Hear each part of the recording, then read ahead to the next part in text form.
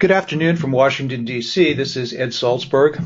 I'm the Managing Director of the Security and Sustainability Forum, and I am really pleased that you're attending our actually best registered, most signups in our 9-year history event, Drawdown 60 Minutes with Paul Hawken.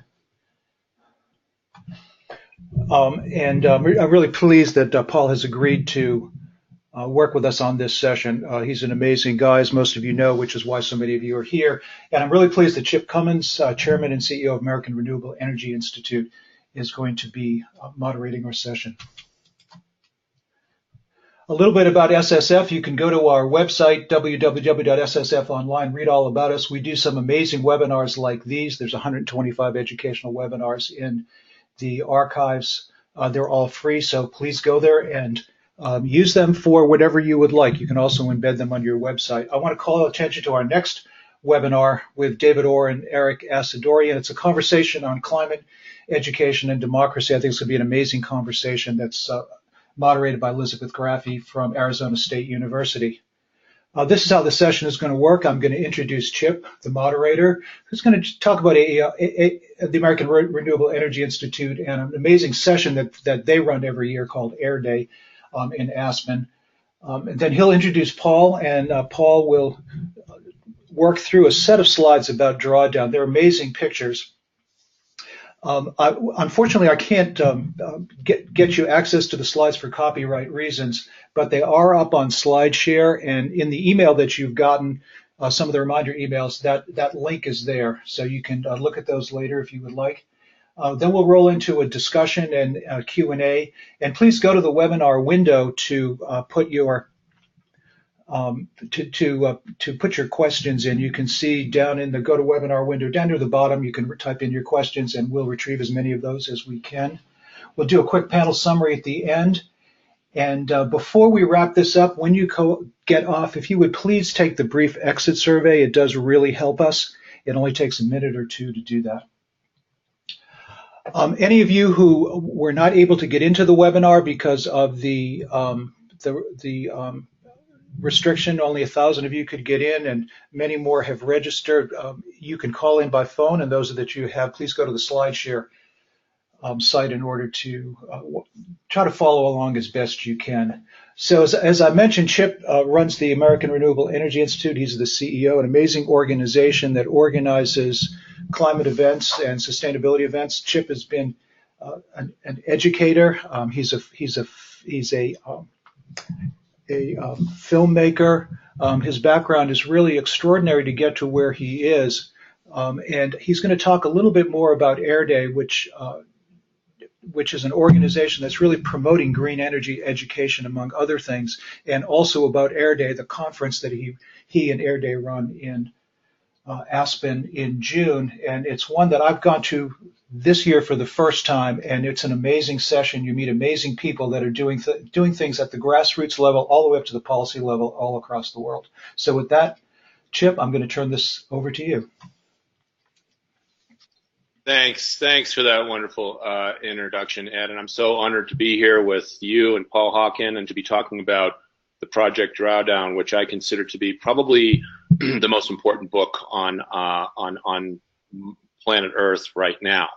As we all know, we're faced with some massive changes in our climate that are producing superstorms. From just this last few months, we've heard of Harvey and Marie and Irene and Jose, and so we need to really address this. And so what we do over at the American Renewable Energy Institute is we convene leading thinkers like yourself and Paul Hawken and many others over the years to have this dialogue, and in order to move the needle and really come up with the AREI mission, which is the rapid implementation of renewable energy and energy efficient technologies at the speed and scale necessary to replace fossil fuels. And so I'm very encouraged that we have this this opportunity today with all of the folks that have dialed in,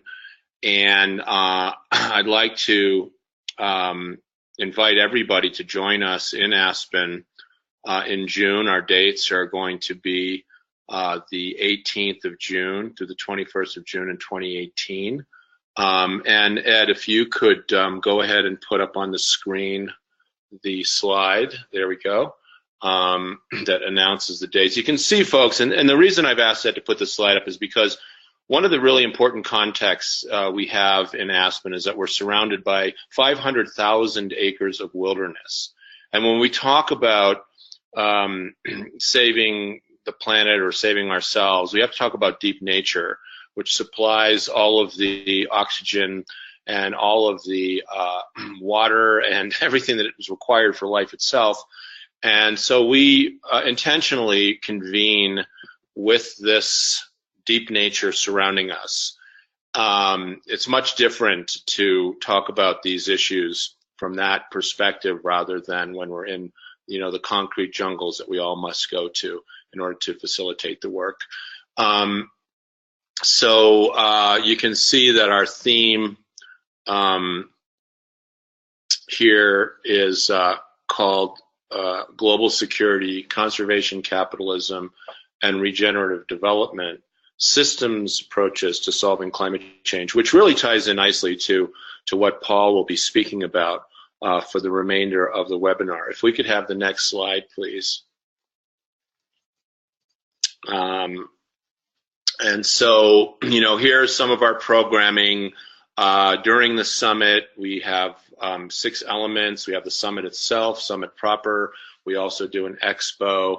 We launched AREDays Electric this year. We're promoting the transition with EVs, the electric vehicles that have been led so wonderfully by Elon Musk and others. And that's really happening. I drive a Chevy Volt. I think it's a fantastic vehicle, but I encourage everyone to get into a fully electric vehicle, a Leaf or perhaps a Chevy Bolt. I'm hoping to get one soon, or maybe even a Tesla if you can afford that.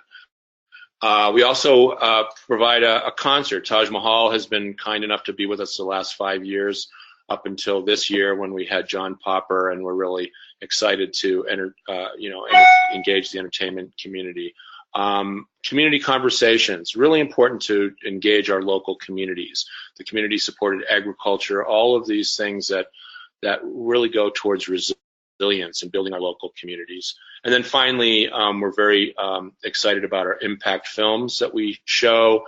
Racing Extinction was one of the films that I personally was involved with as a producer, but also things like Before the Flood from Leo DiCaprio, and all the other films that we know are so important in educating all of us about the problem and, most importantly, the solution. And if we could just go ahead there, we show some of the scenes from our days past with President Jimmy Carter. One of the highlights of my life was to have President Carter with us. In 2014, you'll see President Ólafur Grímsson there from Iceland. Amory Lovins has been with us many times, etc. And really want to mention Dr. Sylvia Earle's work with the oceans. As Dr. Earle says, no blue, no green. 75% of the Earth is ocean, and the ocean is what produces 2 out of every 3 breaths that we breathe, and we need to really pay attention to what's happening in the oceans. Okay, thank you. The final slide that we have today is just some of the highlights, and they speak for themselves. I'm not going to go through all of this, but I just want to tell everyone that's online now how grateful we are that we have the opportunity to do what's necessary. We have the technology to turn this all around. Paul's going to elaborate on that as we go forward into the webinar, and very grateful and very pleased to be here. Thanks so much. So, with that, I'd like to introduce Paul. His resume is astounding. I'm not going to read it. You can see from the screen some of what he's accomplished, but I do want to say that I met Paul back in 2000 when he wrote a book with Amory and Hunter Lovins called Natural Capitalism, and it's a very important book that was based on previous writings. The Ecology of Commerce is the first book really that I read that really turned me around and made me aware of some of these issues. A bestseller, along with Blessed Unrest, the new one, Project Drawdown. So Paul's been in this for such a long time, and thank goodness for his leadership and vision to bring this out to the world. I think that I would really like to just get into it now. So I'm going to turn it over to Paul. And again, Paul, thanks so much for your visionary leadership.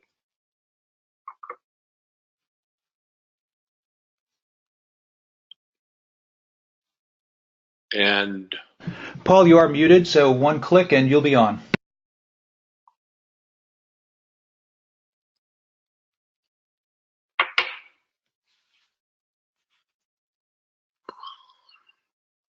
There we go. Okay. Great. There we go. Thank you so much. Hey, Chip, thank you very, very much. And thanks for all the great work you've done and continue to do. And thank you for organizing this. And thank you all. I don't know how many people out there. It's always interesting to talk to silence, but I'd rather see your eyes and listen to you. But thank you for logging on and being with us here today. Drawdown is the result of really, I think, the same process that all of us really go through, which is to think about the problems at hand, and certainly the greatest problem that civilization has ever faced, which is global warming. I do not use the word climate change, and we'll talk about that later and why I don't use that word. But anyway, drawdown, just in the context of climate, means that first time on a year-to-year basis when greenhouse gases peak and begin to go down. And it was important for me to name the goal, and I feel and have felt that the goals that we have named with respect to global warming have been underwhelming. We've used words like stabilization, reduction, mitigation, which is a very curious word because it means just lessening the seriousness and severity of something. I think we mean militate, not mitigate, but we still use that word mitigation as if it was causing something to cease, and that's not true. So it was important for me to name the goal, which it only makes sense to reverse it, not to stabilize it. Of course, stabilization at some point is the path to reversal. You go through that threshold, but it is not a goal unto itself. It's kind of like having two teams and say our goal is to tie. Our goal cannot be to tie. Our goal has to be to reverse. And what Drawdown did is set out to figure out if that was possible. And what motivated me in this was this chart, which I think you're very familiar with in various and sundry forms. It goes back to even Al Gore and Inconvenient Truth. The stepladder part of his presentation, and the current level is thought to be 407 ppm from the Mauna Loa Observatory in Hawaii. And what you see is a dotted line, which is basically 300 ppm. Our genus Homo, whether it's Homo erectus or Flitiensis or Sapiens, has never occupied this Earth when it's been over 300 ppm until 1937 or 38. So we're definitely in terra nova or terra incognita, really. I don't know where we are, and I don't think anybody else does. The science is extraordinary, but I think what's important to understand is that the actual level in CO2 equivalents is 490 ppm, not 407. That's just CO2. And so when you look at this, the idea of stabilization or mitigation or reduction or slowing isn't very appealing at all.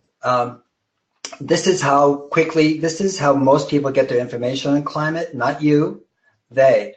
And they get it in headlines. Usually the science is good behind those headlines, and the way they're presented is, with the Tower Bridge being subsumed by, waves and so forth, and clickbait next to it about, people smashing husband's head with frog ornaments and things like that. And so really, we have to think about how other people are getting information about climate change. And if they're motivated, they tend to log on, go to Google, and say, what can I do?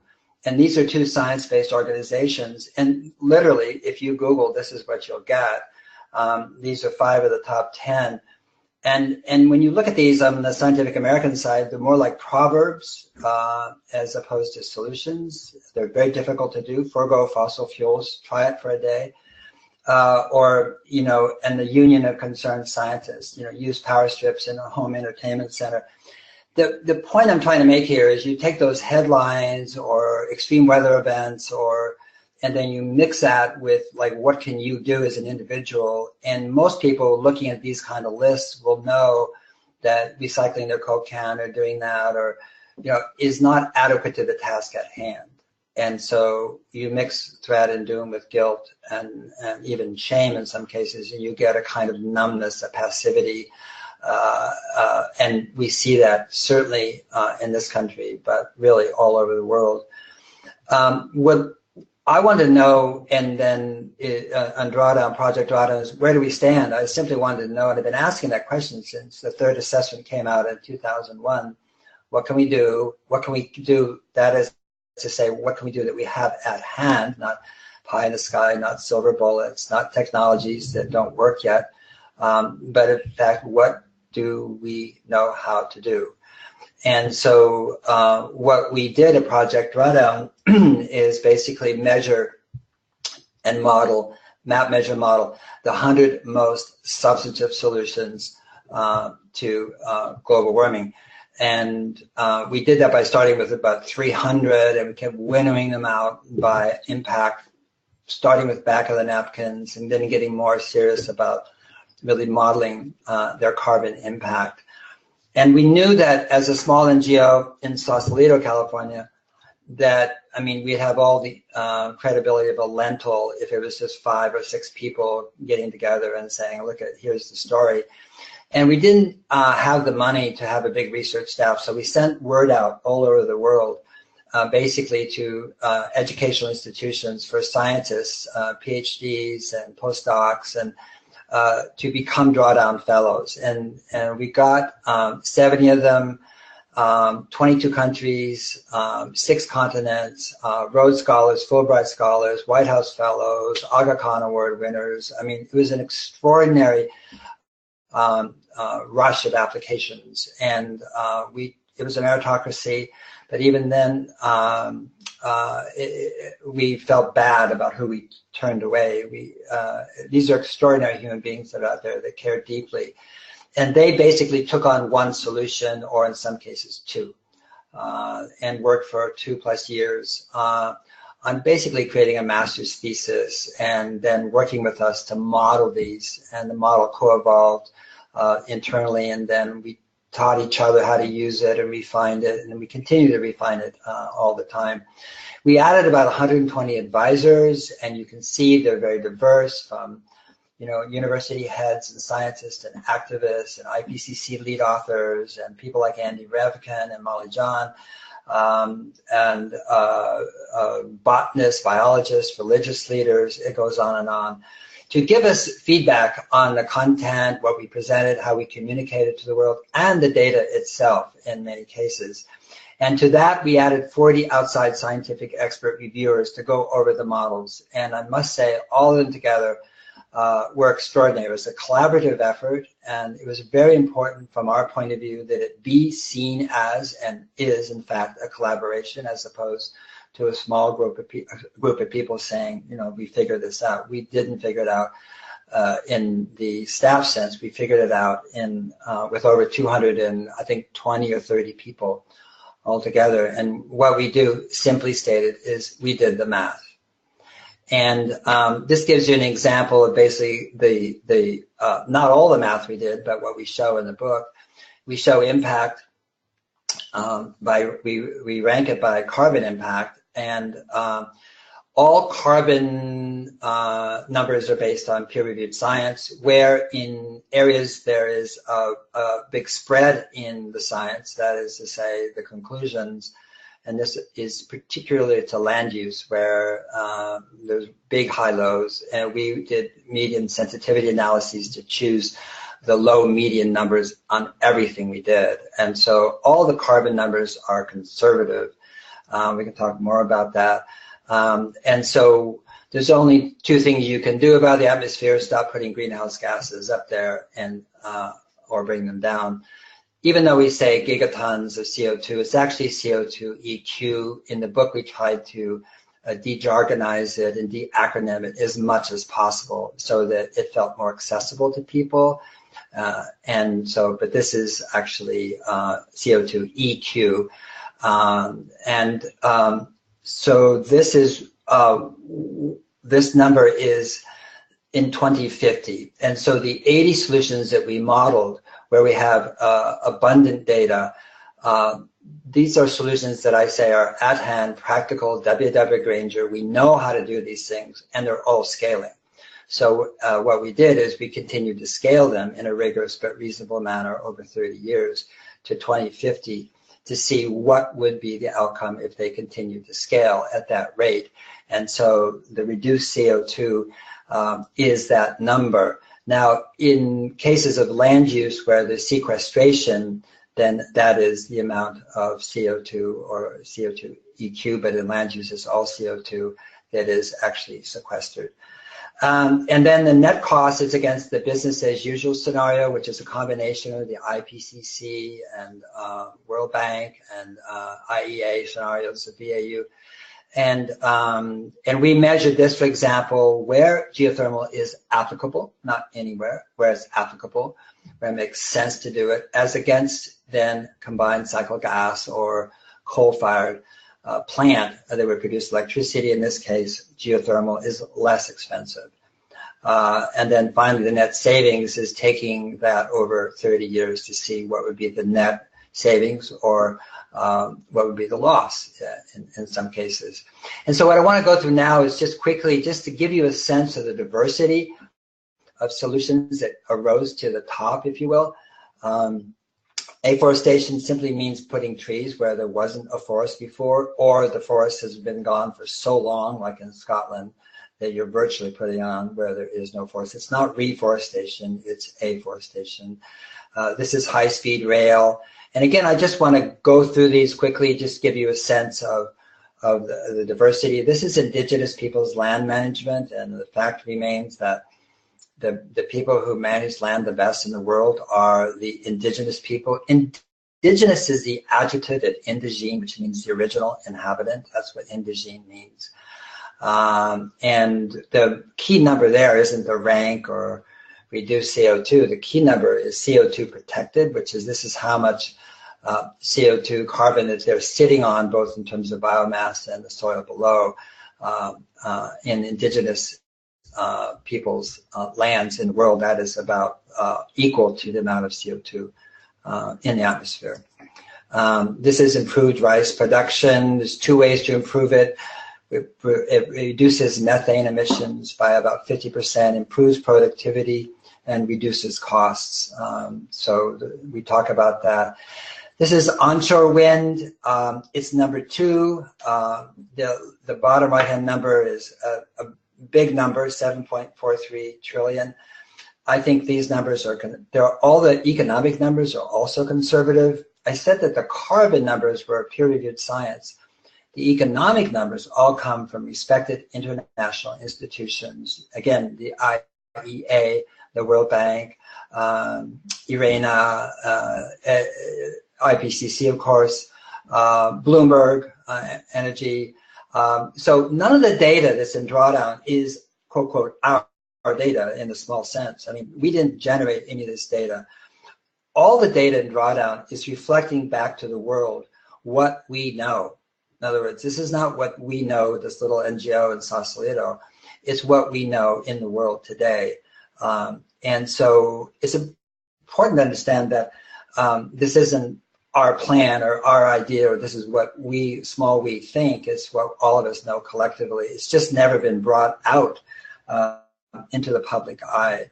And again, on the numbers, we also were conservative in terms of the learning rate, that is to say how fast costs would go down, and as well as uptake.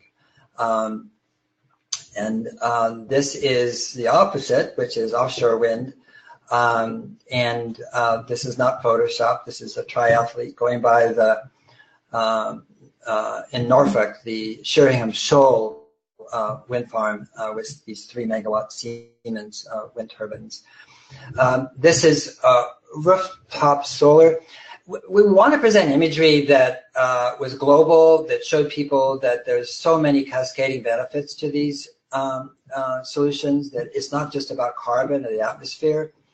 An Urdu woman in Lake Titicaca with her daughters, and she's been using kerosene to light up her straw home on a straw island in the lake.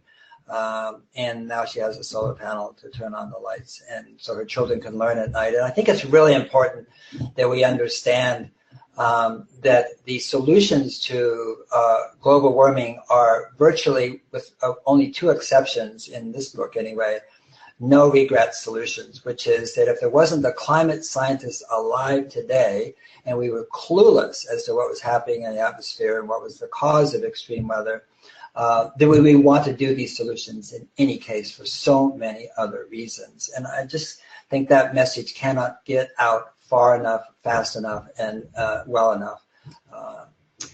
This is forest protection. This is the Great Bear Forest, the Kermode bear eating salmon. And again, the number there, the key number is the bottom right-hand number, 896.2 gigatons.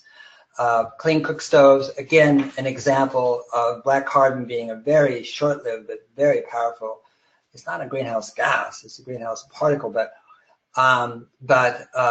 what happens to women and their children, and the health benefits from switching to clean cook stoves, as well as the safety benefits of young women not having to go 5-6 miles out into the forest or into the plains to get firewood.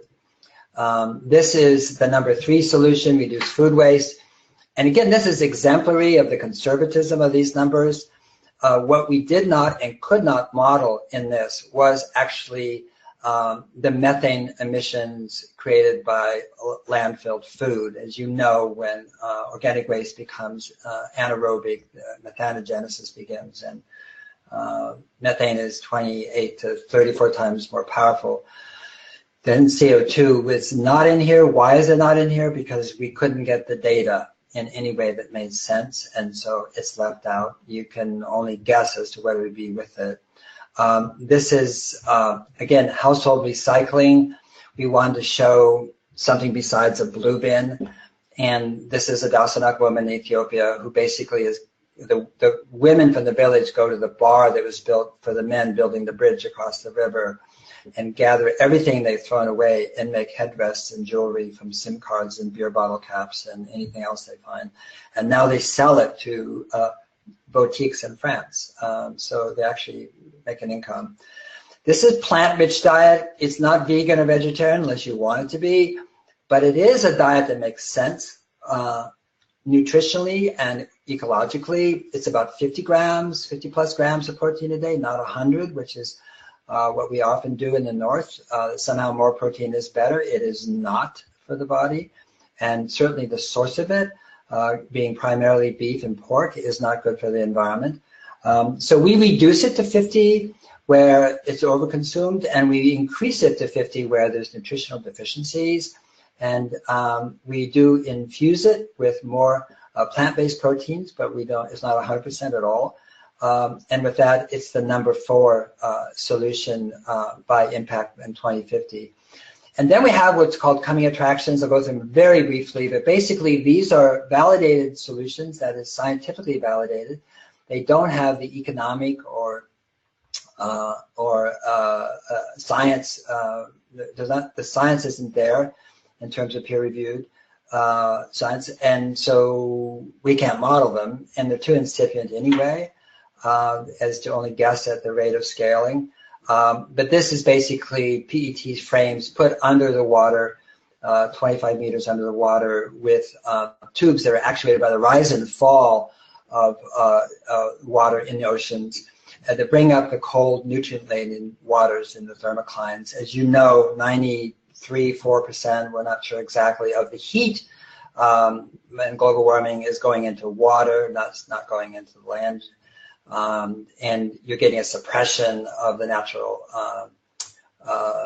cycles of currents, upwellings, with heat blankets that are suppressing that. And 99% of marine oceans now are marine deserts, and tropical oceans, excuse me, not marine, are marine deserts. And so this actually just restores this trophic cascade, starting very quickly with phytoplankton, zooplankton, and then algae, and then kelp, which is the fastest growing plant in the world to sequester CO2 is kelp. It's not bamboo. And then feeder fish and forage fish, et cetera, et cetera. This is building with wood. It is an extraordinary solution.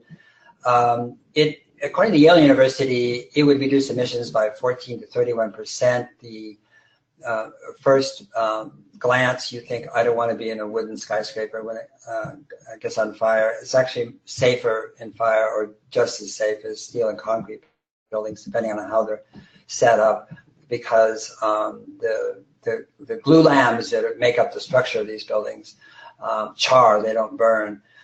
There's now an 80-story skyscraper being proposed for London, 1,000 feet tall. 50,000 skyscrapers are planned for China over the next 30 years. If they're built with steel and concrete, and that's a very different scenario for the world. This is the final one. It just as a cow walks onto a beach.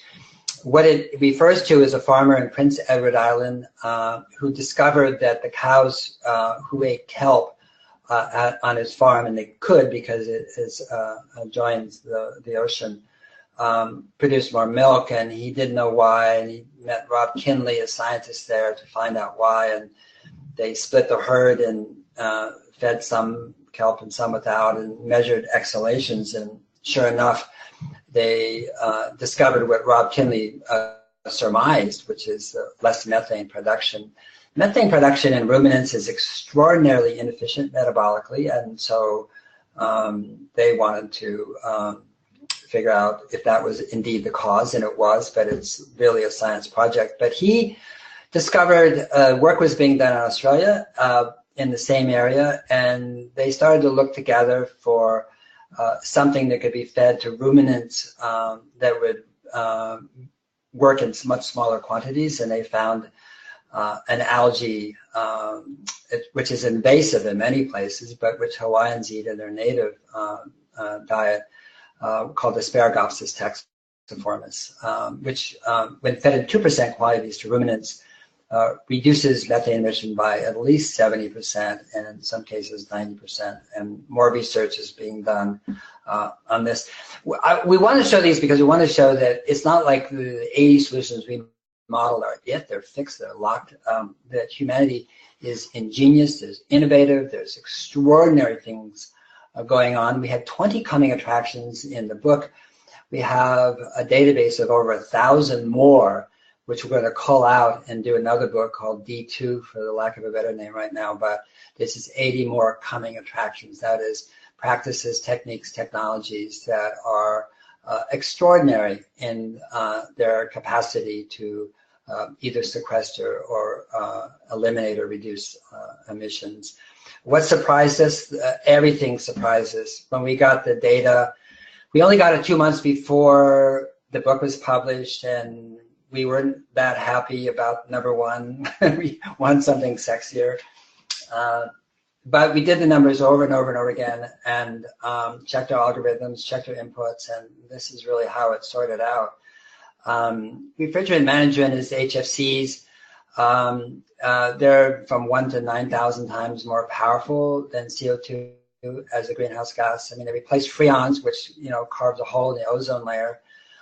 So these don't do that, but they do something else, which is they're a very powerful greenhouse gas.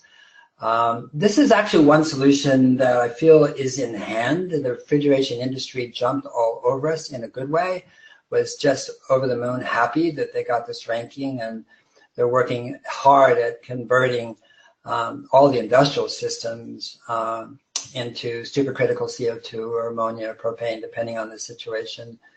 refrigerants, which also have problems in terms of flammability, but also and other issues, but are much, much safer for the environment. And then you can read the rest of them. But out of the top 20, food was 8, and that did surprise us. If you look here at this tree map, then basically you see that food was larger than the electrical generation part of energy. This isn't liquid fuels for cars, but electrical generation. And that's really for 2 reasons, because the food production, the industrial food production system is a big emitter of nitrous oxide and methane and CO2. And when you change the production methods, you not only stop or reduce those emissions greatly, but you also sequester CO2. So food is a twofer. That is, it stops emitting and it actually draws CO2 down, as does land use. This surprised us. 6 was educating girls, which is a pathway to family planning. Girls get yanked out of school at puberty and either are put to work or forced to marry, actually. And the average reproduction rate of a girl who becomes a woman when she's yanked out of school early is basically 5 plus children. If she's allowed to matriculate, that drops to 2, and her children imitate that behavior. She has more money, the children do better. It's a very virtuous cycle. If she's yanked out of school for religious or cultural or other familiar reasons, then you get a vicious circle of poverty and poor health outcomes. The number 7 solution is family planning. That solution is family planning. Clinics everywhere in the world to support women's reproductive health and well-being. But you combine these 2, basically, if you look at them, 59.6, and then again 59.6, actually is obviously 119.2 gigatons. And this is really the conservative number of the difference between the high and median UN population figures in 2050 between 10.8 and 9.7 billion people. And again, very, very conservative. It doesn't take into account avoided deforestation and many other things that would occur were the population 9.7 instead of 10.8 billion people. But you put these 2 together, which is they really are the two different pathways to family planning, and it's the number 1 solution. If you put onshore and offshore wind together, that would be the number 1. So the number 1 thing we have to really be careful about. There is no number 1 as such.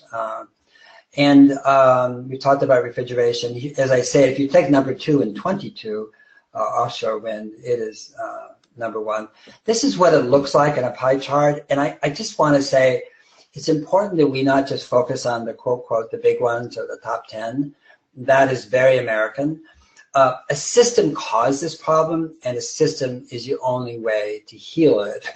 And that means there's no such thing as a small solution.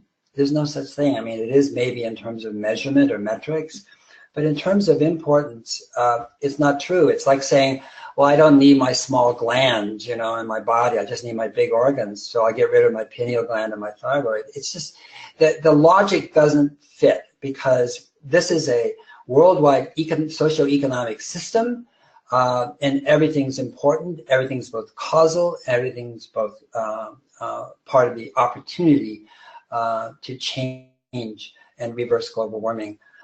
So the book that came out, The Most Comprehensive Plan Ever Proposed to Reverse Global Warming, is a cheeky, brash title if ever there was one.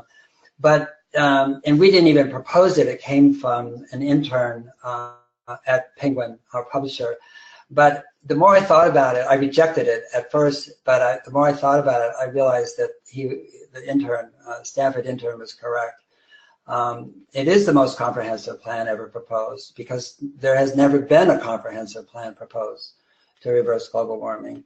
And when we say plan, we don't imply, we're not saying we have a plan like Drawdown, Project Drawdown, the 501c3. We're saying that humanity collectively does have a plan, because all 8 of these are scaling. And they're robust in terms of the knowledge and the understanding of these techniques and practices and technologies. And it's not a top-down plan. It didn't come from some organization, the IPCC or whatever. It came from this collective understanding that humanity has. It doesn't mean that that we can't do a lot to accelerate it. There's a lot we can do. And I just want to end with really a brief thing about language. One of the things that became very clear in doing this work is that we have this extraordinary science, IPCC, the best problem statement perhaps that any scientific organization or collaboration has ever come up with in the history of humankind.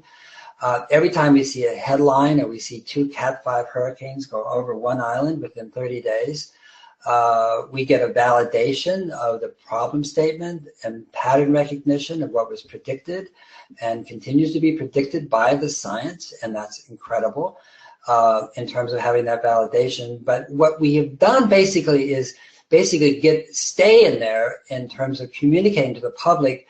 That is the fear, the threat, the doom, what's going on, what's going to happen. It's all about the probability of what's going to go wrong if we don't act.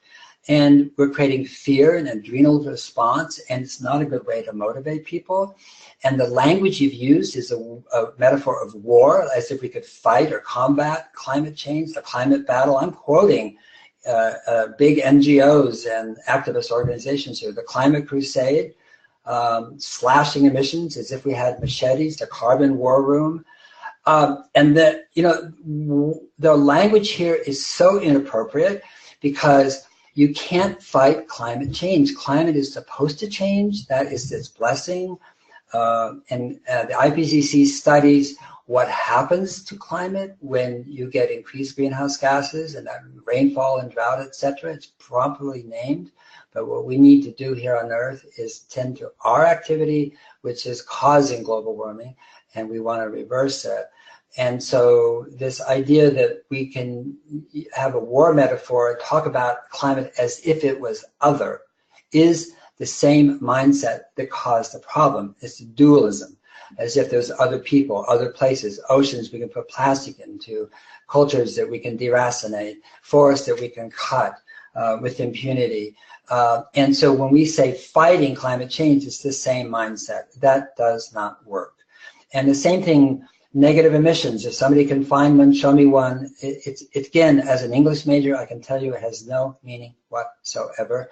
And if you use words like negative emissions and decarbonization, what happens to people? They just turn off. It's like, oh, this is so negative. And in any case, decarbonization is not the name of the solution. It's the name of the problem. We decarbonize the earth, okay? We took land use and we combusted coal, gas, and oil, and we put the carbon from here up there. That's the name of the problem. It's not the name of the solution. The solution is recarbonization. And carbon is not just our ally, it is the pathway through to reversing global warming. And finally, this number you see there, 2C. Briefly, again, even last night on a panel, somebody said, we use science-based targets for our companies, 2C. 2C is not science-based. It was picked out of thin air by a German scientist in 1994 because the German ministry was having trouble understanding the complexity of the science and climate change. So he said, just think of it this way. It is not science-based. The science around when we will achieve that or hit that has a 4-to-1 ratio in terms of emissions. But even if it was science-based, even if it was true, it is inept in terms of communicating to the public because basically it's a future existential threat. And we know from neuroscience that basically the human brain is not wired to respond to future existential threats. And so what do? 2C, 2C, 2C, 2C. And for 99.99% of the people in the world, it has no meaning whatsoever. And I think that we have to really think about how we're communicating. We try to go from reduce to reversal, from probability of what's going to happen if we don't act to the possibilities that arise if we do act. And it's really, human beings move towards potential, to possibility. They don't move towards doom and threat and fear. It just doesn't work. And so that is why Drawdown itself uses language that doesn't make anybody wrong, it doesn't demonize, it doesn't blame.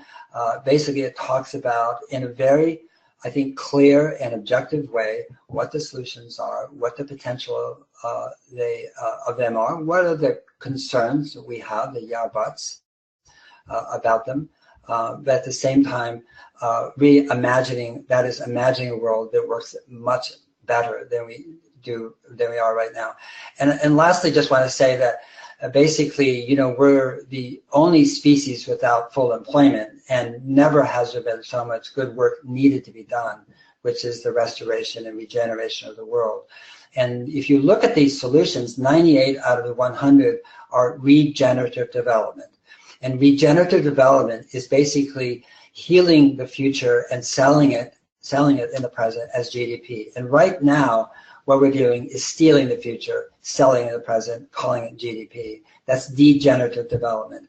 And regenerative development, really, the pathway to reversing global warming is to create jobs. My motto is let there be jobs, but jobs that give people dignity and purpose and respect to themselves, from their family, from their community, and that actually give them a sense of meaning and purpose in their lives. And that is how we move our way forward, not top-down solutions, not from conferences and five-star hotels, great conferences, no question about it, but where the elite, and they really are mostly the elite, talk about the problems of the world. I don't think having people of privilege tell the rest of the world that we have a big problem is actually a good way to communicate. And it's not inspiring people. And if it worked, we would have known by now. It's not working. And so what we want to do is engage people where they are. And the way you engage people is human needs, not future existential threat. And what people need is homes, and they need security, and they need food, and they need support, and they need education. They need this sense that they have value in this world. And when we marginalize people, they will then act this value out and vote for dictators and tyrants and wingnuts as leaders, both here and abroad. And so the climate movement isn't just about fixing the atmosphere and drawing down and reducing and efficiency and conservation. It's really about the biggest agenda we could imagine, the best agenda we could imagine, which is to all of us coming together and create an economy that makes sense, that employs everybody, where there's basically more jobs and people, not more people than jobs, to actually create a world that makes sense for everybody. And that's really what Drawdown is about in both the short and long term. And I'll stop right there and open it up to Chip's comments and also questions from all of you. And thank you so much. Thank you so much for that brilliant elucidation, Paul, on Project Drawdown. It's so important.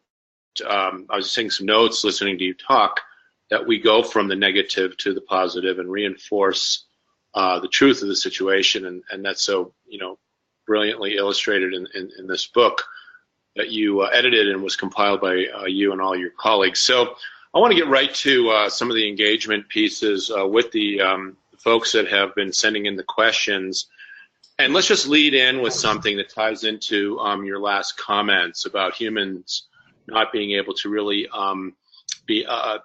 deal with future existential threats. It's not how we're wired, as you said. Clinician Benjamin White asks, what do you think the emerging field of climate psychology can contribute, and what particular area of human emotion or behavior would suggest we focus on?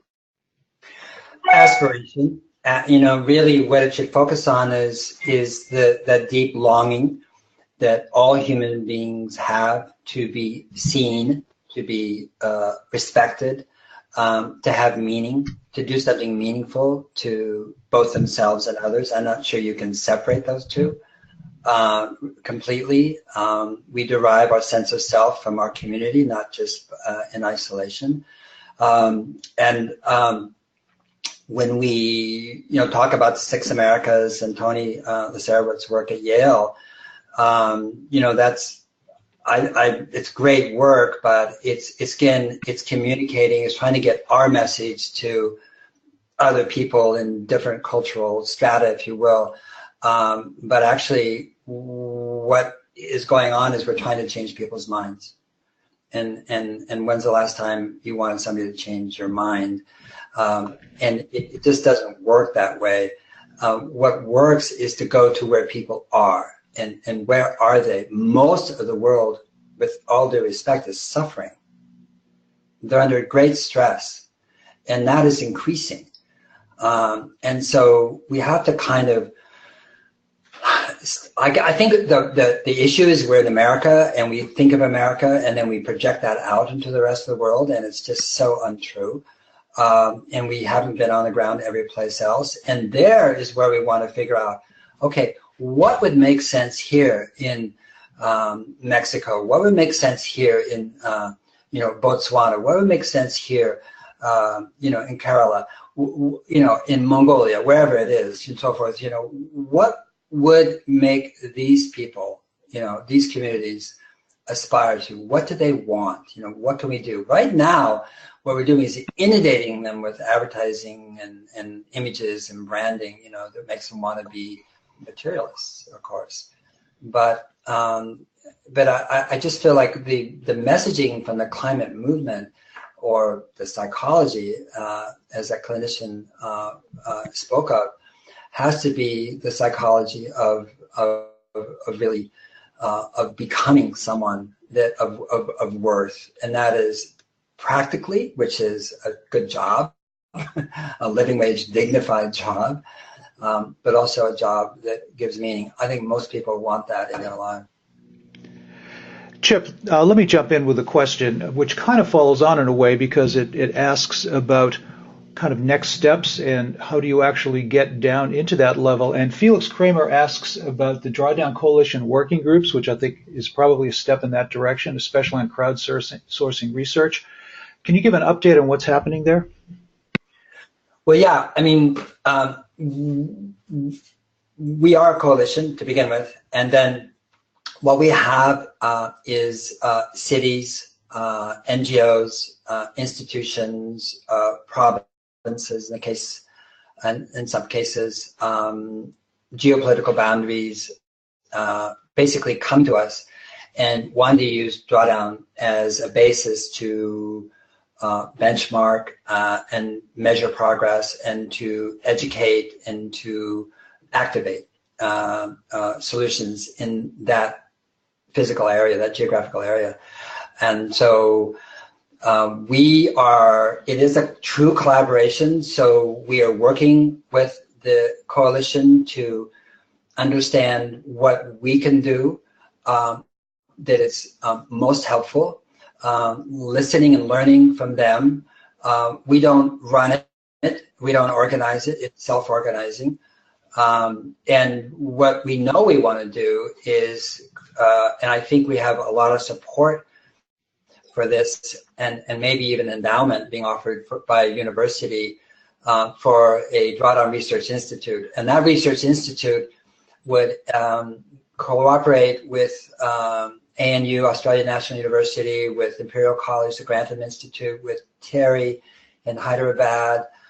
We think with ASU and Berkeley, certainly, maybe centered in UC Davis, and basically have a research institute that with postdocs galore, but there would be an ongoing open source collaboration of researching the best solutions, not the best, all of them really, but and then having that information available through APIs and other things to be localized, to be reconfigured in a way that makes sense to, say, a company or another institution, so that we all know what they are, and we all know that the process and the methodology whereby those solutions are updated and are the best, that we trust the data, and then we can use the data. I mean, great policy is made from great data and great information. Bad policy is made from ideology. And so we just feel like the better the data, the better we have both on the carbon impact and economic side, and we want to add jobs and other things to that as well, then the more the more readily wonks and politicians and elected leaders can actually move towards these solutions, because there really are win-win-win-win solutions, as opposed to, well, if we do this, then we're going to lose this over here. It's really not true. I mean, the net on this is by 2050, $73.2 trillion. I mean, profit from these 80 solutions, and really those numbers are very conservative. Great. Another quick one, Paul. This goes to a specific area on EVs, electric vehicles. Elizabeth asks, if the electric vehicle was originally designed to prevent smog in cities and reduce air toxics, not to prevent global warming, how do the EV numbers account for the fact that they are so powered by electricity from coal and gas? What a great question. That points right to the difficulty of our model. Not the difficulty, but you can't model things in silos. You can't model an EV. You have to model exactly what the questioner pointed out, which is, well, what E? Where did it come from? And so the system dynamics is why we didn't really get the final numbers until 2 months. We waited to 2 months before the book was published because we wanted to wait till the last minute. And the complexities are extraordinary, in not just in terms of double counting, but really in terms of system dynamics. And what I see, and I'll just put a personal bias on this, is that I really pay attention to what Tony Siga and James Airby have done at Stanford. And what they did is they looked at disruptive technologies like solar and wind, and tried to figure out why the IEA and McKinsey and everybody else has got it wrong for 20 years in terms of the rate of growth and the rate at which costs declined. And even the IEA admitted, I think last month, that they had got it wrong for 19 years. They didn't have to admit it, we all saw it. But what they did is they went back and looked at the rate of growth of these disruptive technologies and said, okay, what would the model be that would have predicted it, would have been accurate? Well, very interesting. And they took that and they applied it to EVs, AVs, autonomous vehicles, CVs, connected vehicles, and soon storage. And what you get is a very different picture of this spike right now that in electric vehicles, but you don't see a spike in renewable energy that is consummate or concomitant with what's being predicted with EVs, and then that means coal-fired and combined cycle gas would be the source of electricity. But I think what they're seeing is something very different from there, and I encourage you to just Google that and download their paper. It sees a very, very disruptive future in both a good and bad way. It's disruptive to autos, to steel, to aluminum, to the auto industry as a whole. For sure, because we use a lot less of them. We just don't need as many cars sitting around being used 2% of the time and sitting around the rest of it. But they also see a rate of growth in renewable energy that I think we are that's not being predicted and conservatively.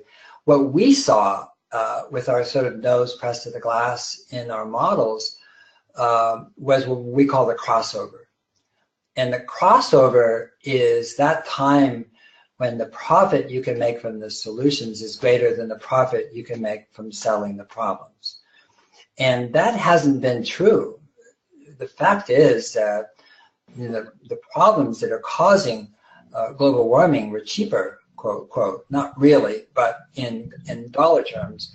And what we're seeing in wind, what we're seeing soon in solar, what we'll see in terms of EVs compared to internal combustion engines, what we'll see in terms of renewable combined with storage, local or regional storage as opposed to centralized power generation, is a rate of cost reduction that's going to really blow out the following industries, the auto industry for sure, the fossil fuel industry, the utility industry. I think it's going to happen in the next decade, without question. And that's just a prediction based on the rate that we saw the numbers changing while we were modeling them. But if it's business as usual, then that question applies, which is we go to EVs and we're just burning more coal and gas. But I don't think that's going to happen. Great. Well, I guess we're at the end of our session, and we need to wrap up. I just want to thank you before I turn it back over to Ed for doing this, for writing the book, and also Paul for being willing to join us at the AREDays in Aspen next June 18 through 21. So we look forward to seeing you there, and with deep appreciation. I want to thank you and the entire audience who's been listening in on this very important conversation. Thanks. Thank you, Chip. Thank you, Ed. Thank you, everybody. I really am grateful to have this opportunity, and I wish I could talk to every one of you individually, but it's, maybe I will someday. Well, thank you, Paul. That was brilliant, as someone in the questions actually said, or that was an email I just got. And Chip, thank you so much for hosting the session or moderating the session. I think it was really terrific. There were just about 1,000 people on, and we got some terrific questions. Maybe there's a way we can find to respond. I would love to see the questions. Yeah, that would be great. Yeah. So we'll find it on maybe. You can send the questions.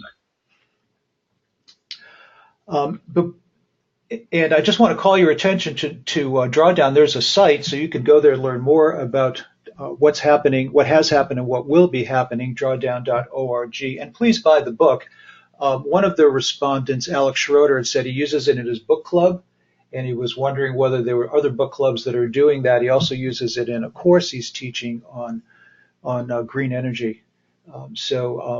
Trying to disseminate this information into those areas in which it could be deployed, accelerated deployment would be good, and I'm sure you're doing that. And we certainly want to be helpful in doing that and getting the word out about the methods that are described in the book and getting them down to the ground level so people are actually executing.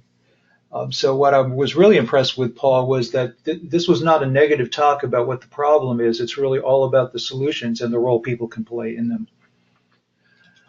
Yeah, absolutely. And Ed, I wanted to just say to everyone, on the website, there are all the references that are not in the book because we ran out of space. There's 5,000 references and citations for the content in the book. And before we absolutely wrap up, I just want to remind you about AREDays, June 18th through 23rd. You can just Google AREDays and go right up and see what's happened in the past. It's just an extraordinary, and really it's an inspiring event to go to it. And I went for the first time this year, so I can say as a novice, I think this is an event I'm not going to miss in the years to come. So again, thank you to Paul and to Chip for running an extraordinary session, and thank you to the audience, all of you who stayed with us right to the bitter end, and I hope to see you on subsequent webinars. And with that, I'm going to end the session.